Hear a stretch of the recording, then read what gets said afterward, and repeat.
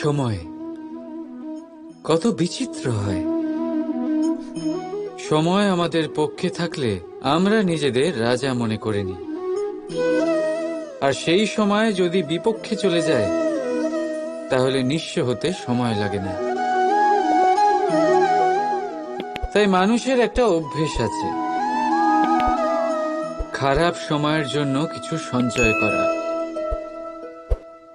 আত্মীয়, বন্ধু খারাপ সময় পাশ থেকে সরে যায়। যশ, মান প্রতিকূল সময় চিরস্থায়ী হয় না। তাই মানুষ মনে করে অর্থ সঞ্চয় করাই শ্রেয়। অর্থের কোনো হৃদয় নেই যা সময়ের সাথে পরিবর্তিত হবে। সংসার বলে সর্বদা অর্থ সঞ্চয় করতে থাকুন। খারাপ সময় অবশ্যই কাজে লাগবে, কিন্তু আমি বলবো শুভ কর্ম করতে থাকুন, আনন্দে থাকুন, নিজের ওপর আর ঈশ্বরের ওপরে বিশ্বাস রাখুন।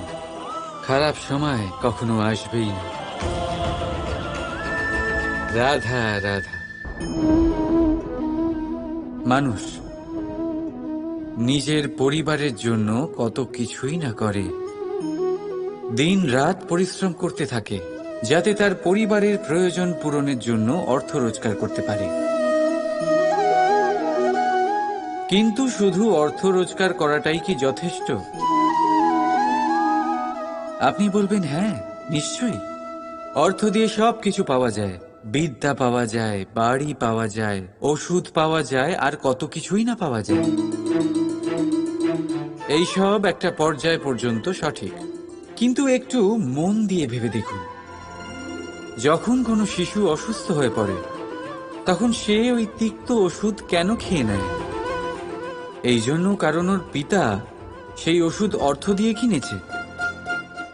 না, বরং এই জন্য কারণ তার পিতা যে তার সামনে দাঁড়িয়ে, তার ওপরে তার বিশ্বাস আছে। বিশ্বাস আছে যে উনি তার কিচ্ছু হতে দেবেন না।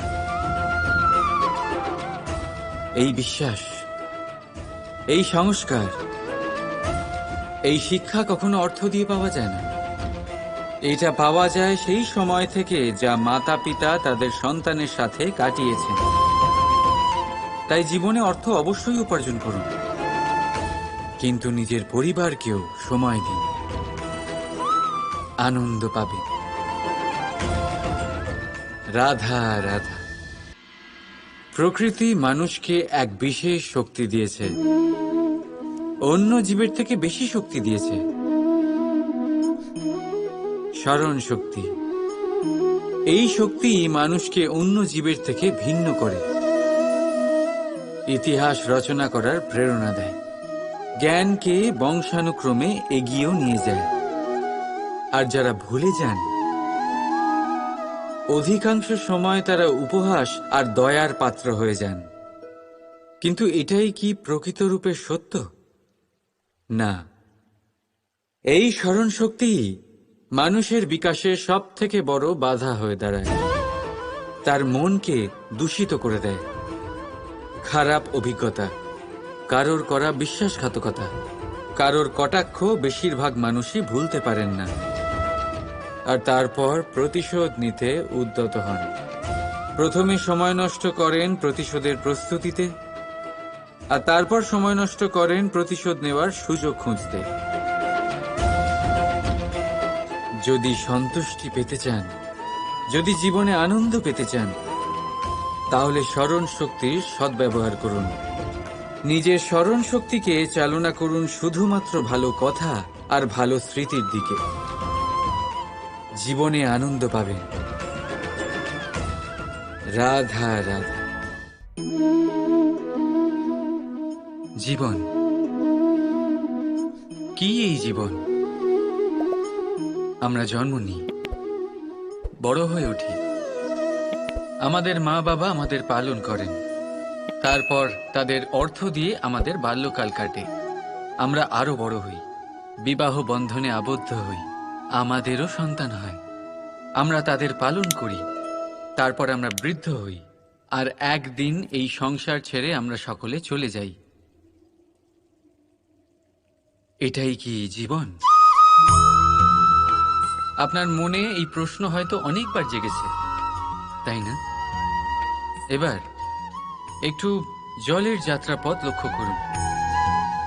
সাগর থেকে বাষ্প হয়ে ওঠে এই জল, মেঘ হয়ে ঝরে পড়ে সে, তারপর নদী হয়ে আবার সাগরে মিলিয়ে যায়। কিন্তু কখনো এই প্রশ্ন করে না যে তার জীবন কি, তার উদ্দেশ্য কি। প্রতিটা মুহূর্ত বাঁচে সে, আর অন্যদের যতখানি সম্ভব সাহায্য করে। যখন সাগরে থাকে তখন অসংখ্য জীবকে জীবন দান করে। যখন সাগর থেকে বাষ্প হয়ে মেঘ হয়ে যায় তখন চাষিদের মনে এই আশা জাগায় যে ফসল আবার ফলবে। যখন বর্ষা হয়ে ঝরে পড়ে তখন এই শুকনো তৃষ্ণার্ত ধরিত্রীর তৃষ্ণা মেটায়। আর যখন নদীতে থাকে তখন তার পাড়ে নানান গাছপালার জন্ম দেয়। কিন্তু ভাবুন, জল কি কখনো এটা ভাবে যে তার জীবন কি বা তার জীবনের উদ্দেশ্যটাই বা কি? না, সে শুধু নিজের ধর্ম পালন করে যায়, আর যতটা সম্ভব সবাইকে আনন্দ প্রদান করতে থাকে। সেই জন্যই জীবনে কখনো এই প্রশ্ন করবেন না যে এই জীবন কি, এই জীবনের উদ্দেশ্য কি। শুধু এই জীবন বাঁচুন, আর যতটা সম্ভব সবাইকে আনন্দ প্রদান করুন। মন প্রসন্ন হয়ে বলবে, রাধা রাধা। কখনো বৃষ্টির জন্য হওয়া কাদার মধ্যে দিয়ে আপনি নিজের বাড়ি ফিরেছেন? পাদুকা পরার জন্য আপনি ওই কাদা থেকে অবশ্যই বেঁচে যান, কিন্তু সেই পাদুকা থেকে আগত নোংরা কাদার ছিটে আপনার বস্ত্রকে ময়লা করেই দেয়। কিন্তু তাও সেই ছিটের জন্য আপনার বস্ত্র ময়লা হয়ে যাবে, সেই জন্য আপনি পাদুকা পরা ছেড়ে দেন না। ঠিক সেইভাবেই জীবনে এমন কিছু মানুষও আসেন যারা পাদুকার মতো হন, যারা আপনাকে কাদার থেকে বাঁচিয়ে নেন, কিন্তু বস্ত্ররূপী আপনার মনের উপরে আশঙ্কার দাগ ছেড়ে যান। এইসব মানুষের জন্য নিজের মন ছোট করার কোনো প্রয়োজন নেই। প্রয়োজন আছে শুধু এটা ভাবার যে আপনি নিজের পা কাদার থেকে বাঁচাবেন নাকি আপনার বস্ত্র। জীবনে গম্ভীর হওয়া ভালো কথা, কিন্তু সমস্ত বিষয় যদি গম্ভীরভাবে ভাবতে থাকেন তাহলে জীবনের আনন্দটাই শেষ হয়ে যাবে। এই সংসার অস্থায়ী, এখানে এমন কিছুই নেই যা চিরকাল জীবিত থাকবে। তাই যতক্ষণ এই জীবন আছে সন্তুষ্টি আর আনন্দ নিয়ে বাঁচুন। নিজের ওপর আগত কাদার ছিটের দিকে মন দেবেন না, শুধু আনন্দ বিতরণ করুন। মন প্রসন্ন হয়ে বলবে, রাধা রাধা। মানুষ যখন সাফল্য অর্জন করে তখন তার মধ্যে জাগে অহংকার, আর এই সময় মানুষ সচরাচর একটা কথা ভুলে যায়, নত হতে। সে ভাবে যে আমি কারোর সামনে কেন নত হব। আর এটা এই কারণে হয় কারণ মানুষ এক গুরুত্বপূর্ণ কথা ভুলে যায়, যে এই সংসারে, এই জীবনে সে যা অর্জন করেছে নত হয়েই অর্জন করেছে। বাল্যকালে সে হাঁটতে শিখেছে এই মাটির কাছে নত হয়ে, পড়ে। বড়দের আশীর্বাদ নিয়েছে নত হয়ে। ফসল কাটার জন্য চাষিকে নত হতে হয়, কুয়ো থেকে জল তোলার জন্য কলসিকে নত হতে হয়।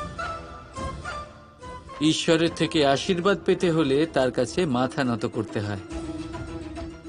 ঝড়ের মধ্যে গাছ সুরক্ষিত থাকে কি করে? নত হয়। সম্মান কি করে অর্জন করা যায়? নত হয়। কারোর সামনে নত হওয়া মানে নিজের আত্মসম্মান বিসর্জন দেওয়া নয়। তার অর্থ হল বিনম্র হওয়া। আমরা মানুষ, আর ওই আকাশের উচ্চতায় পৌঁছানোর জন্য আমাদের কোনো পাখির মতো ডানার প্রয়োজন নেই। শুধু যত নত হবেন ততটাই উপরে উঠবেন।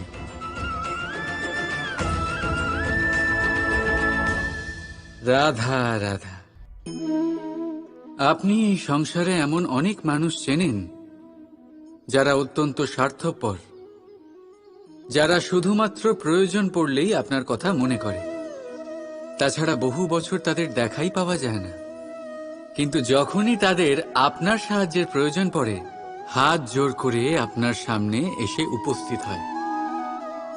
বড়ই রাগ হয় এদের ওপরে, মন ভারী হয়ে ওঠে। মন এই কথাই বলে যে এই ব্যক্তির সাহায্য করা উচিত নয়, কিন্তু আপনি এরকম কখনোই করবেন না। আপনি বলবেন, কেন বলছি আমি এই কথা? মনে রাখবেন, আলোর খোঁজ মানুষ শুধুমাত্র তখনই করে যখন অন্ধকার গভীরতর হয়। তাকে স্বার্থপর ভেবে নিজের মনকে বিচলিত করবেন না।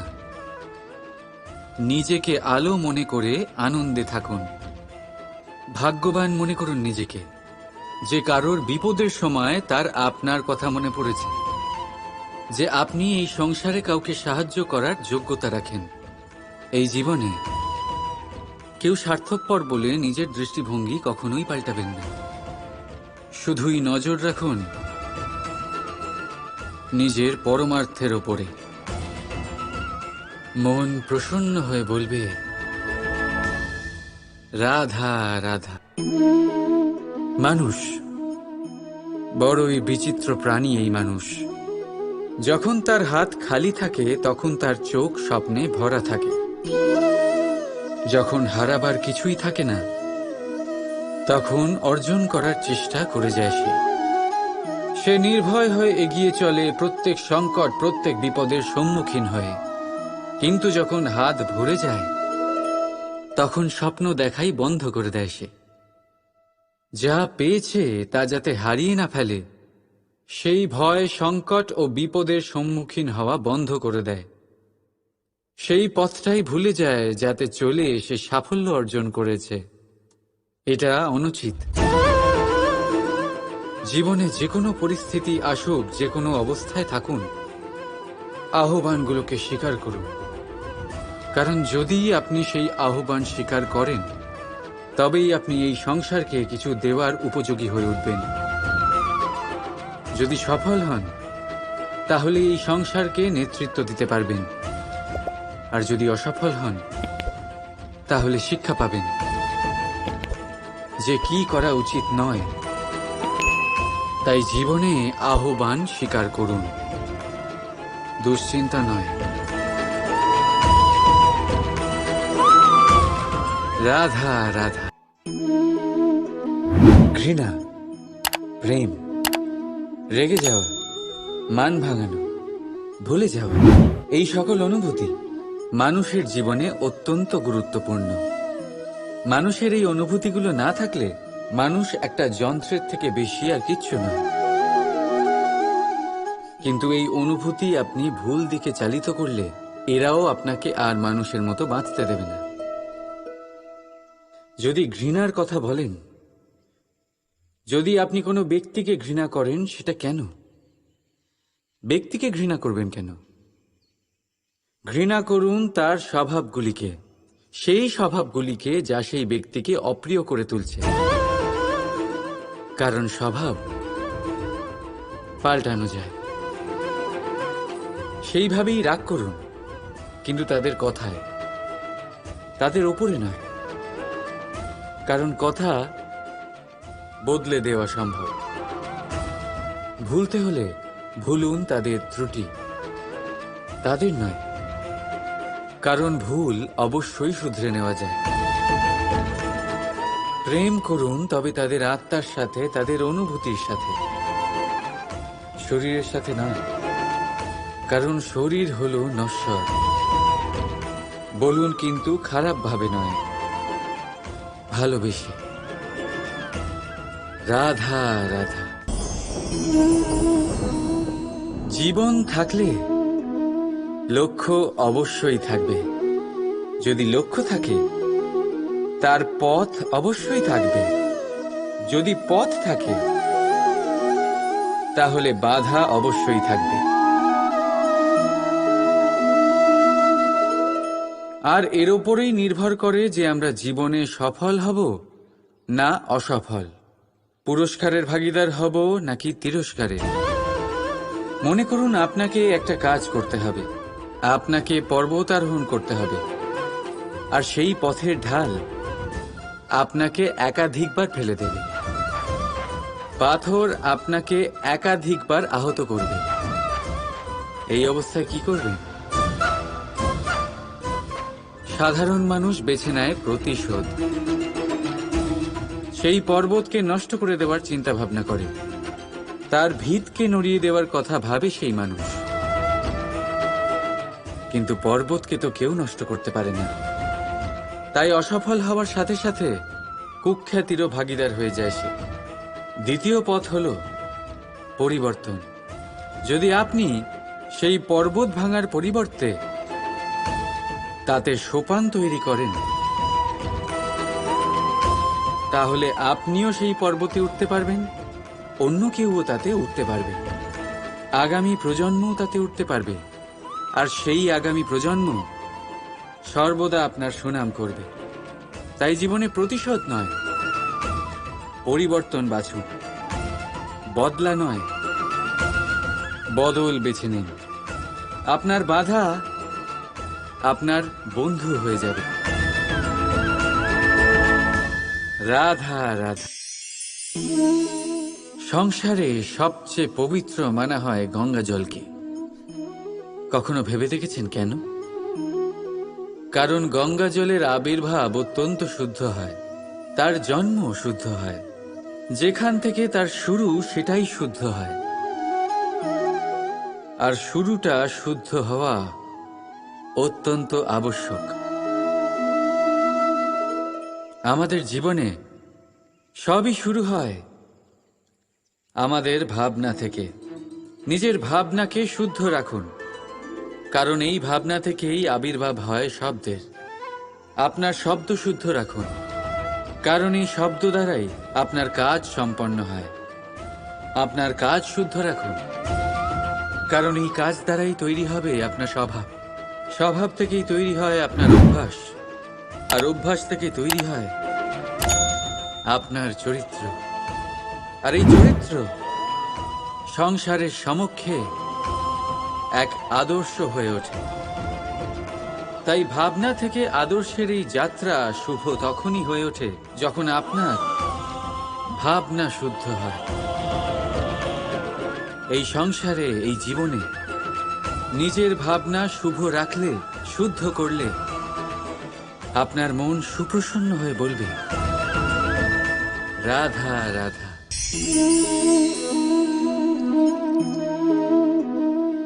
আপনি জীবনে কখনো না কখনো কোনো বৃক্ষকে জল অবশ্যই দিয়েছেন।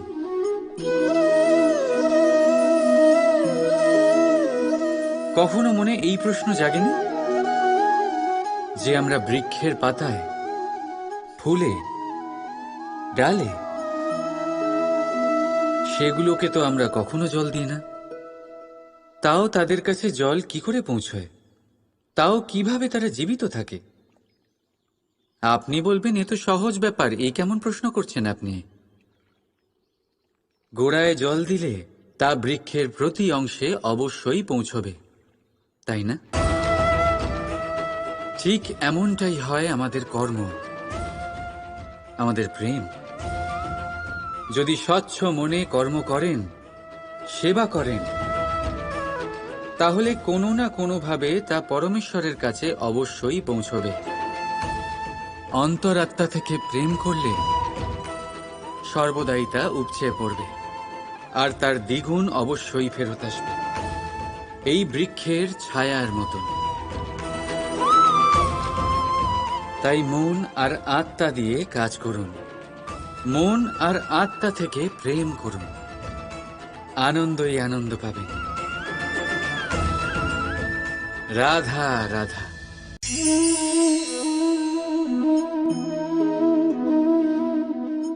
দুধ আর মাখন, যদি আমি আপনাকে জিজ্ঞেস করি এই দুইয়ের মধ্যে সম্পর্ক কি, আপনি বলবেন এ তো সহজ ব্যাপার, দুধ থেকেই তো মাখন তৈরি করা হয়। যদি আমি আপনাকে জিজ্ঞেস করি এই দুইয়ের মধ্যে তফাৎ কি, তাহলে কেউ বলবেন একটা তরল হলে অন্যটা খুবই গাঢ়, কেউ বলবেন একজন পিতা আর অন্যজন সন্তান। না, এই দুইয়ের মধ্যে তফাৎ হলো শুদ্ধতার।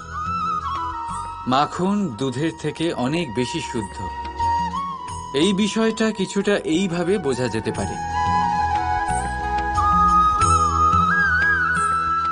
যদি কোনো পোকা এসে সেই পাত্রে পড়ে যেখানে দুধ আছে, আপনি কি করেন? আপনি সেই দুধ ফেলে দেন। কিন্তু যদি কোনো পোকা এসে সেই পাত্রে পড়ে যেখানে মাখন আছে, তখন আপনি কি করেন? আপনি সেই পোকা বের করে ফেলে দেন। সেই পোকা নোংরা, সেই পোকা দূষিত।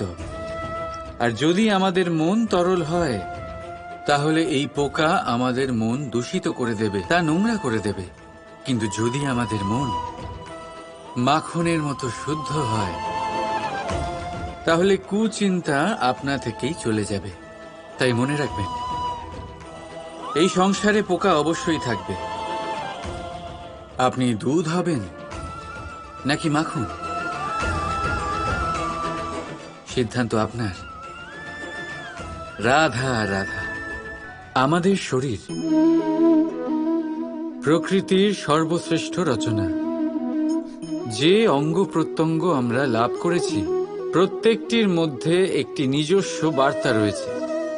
একটু ভেবে দেখুন, দুটি চোখ দিয়েছে দেখার জন্য, দুটি কান দিয়েছে শোনার জন্য, নাসিকাও আছে দুটি, দুটি হাত দিয়েছে দ্বিগুণ পরিশ্রম করার জন্য। কিন্তু জীব শুধুমাত্র একটি, তার উপরেও তীক্ষ্ণ বলিষ্ঠ দাঁত দিয়েছে তার রক্ষার জন্য। কখনো ভেবে দেখেছেন কেন?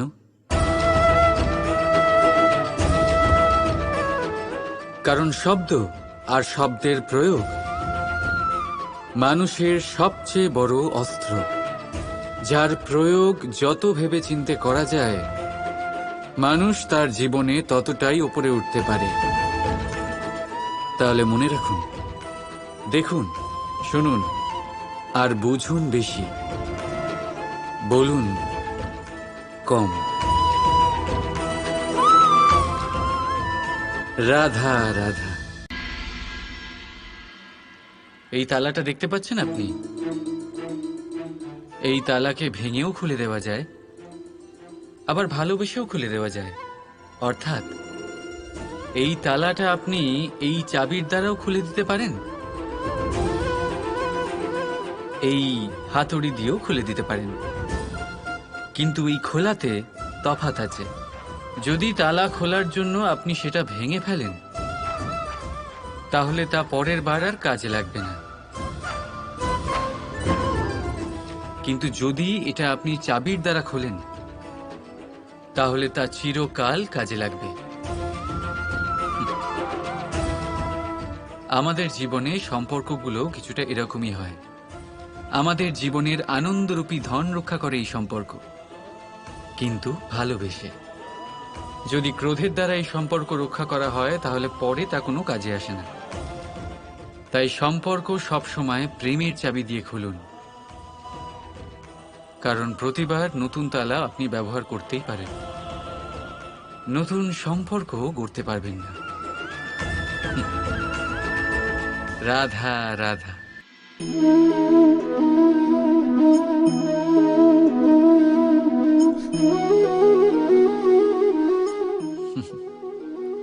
এবারে আপনারা ভাবছেন যে আমি এত একাগ্রতার সাথে এই পিঁপড়েকে কেন দেখছি। আপনাকে বলি যে আজ এই পিঁপড়েকে দেখে আমি মন্ত্রমুগ্ধ হয়ে গেছি। ওর রূপ বা ওর আকার দেখে নয়, এই পিঁপড়ের প্রচেষ্টা দেখে।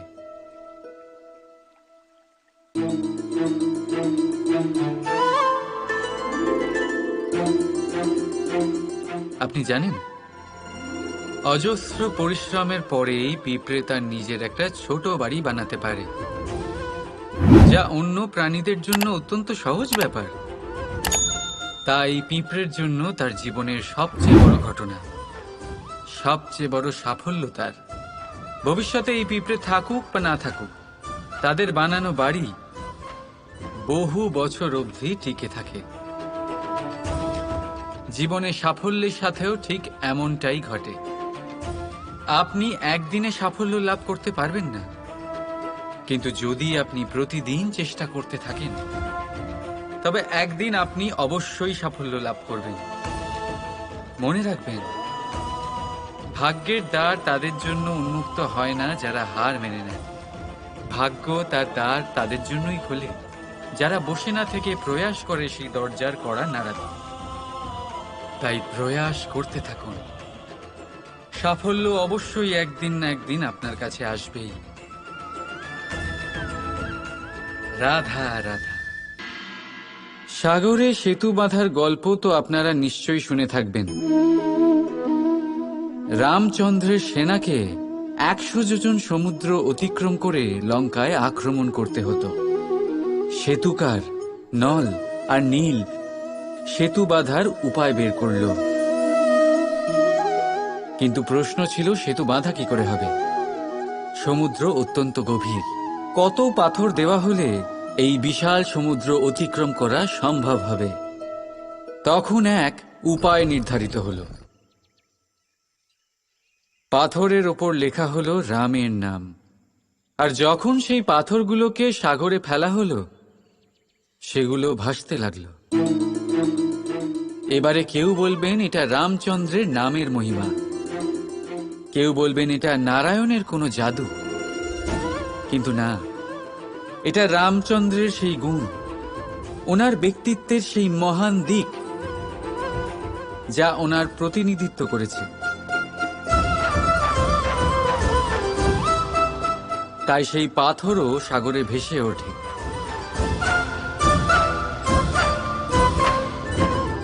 ঠিক সেইভাবেই যেখানে আমরা থাকি না, সেখানে আমাদের গুণ আমাদের প্রতিনিধিত্ব করে। আমাদের নামের শক্তি